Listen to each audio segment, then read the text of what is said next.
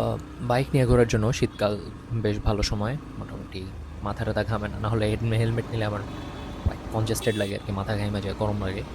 তো এদিক থেকে শীতকাল বেশ ভালো লাগে। And on top of that আমার আসলে শীতকাল, winter is my favourite season. এটা বললে আবার মানুষ খেপে যায়। এখন আসলে এখন টেম্পারেচার হচ্ছে 18 ডিগ্রি।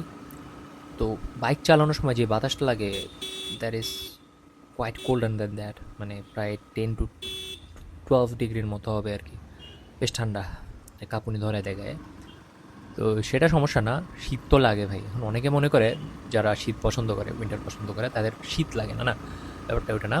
মানে পার্সোনালি আমার ফিলিং হচ্ছে শীত আমার ঠিকই লাগে, বাট ওই শীতের ফিলিংটা কেউ কেউ বিরক্তি হিসেবে নেয়। আমার কাছে শীতের ফিলিংটা বেশ ভালোই লাগে। যে একটা কাঁপুনি দেয় না ভাই শরীরের মধ্যে, এটা বেশ ভালোই লাগে।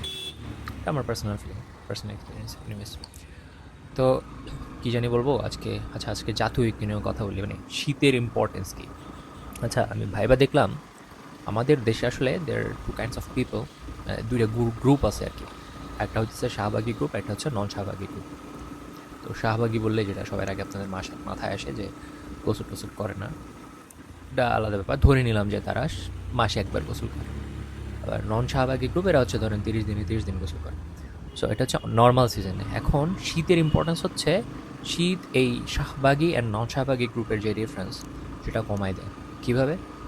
ঘটনা হচ্ছে যে ধরেন নন স্বাভাবিক গ্রুপ যেখানে মাসে 30 দিন গোসল করতো, আর শীতকাল আসলে তারাও ভাই মাসে 15 দিনের মতো গোসল করতেছে। ডিফারেন্সটা কমে গেল না? So in that way you can say যে আসলে উইন্টারের ভালো কন্ট্রিবিউশন আছে স্বাভাবিক আর নন স্বাভাবিকের মধ্যে যে ডিফারেন্স, সেটা কমানো। যাই হোক, ইনওয়েজ আই ওয়াজ কিডিং। আমার এটা নতুন সিরিজ একটা আসতেছে, সেটা হচ্ছে বাইক চালাতে চালাতে কথা। এর আগেরটা ছিল খাইতে খাইতে কথা, ওইটাও থাকবে ইন প্যারালাল, এটা মাঝে মধ্যে দিব যখন ভালো লাগে উইকেন্ডে।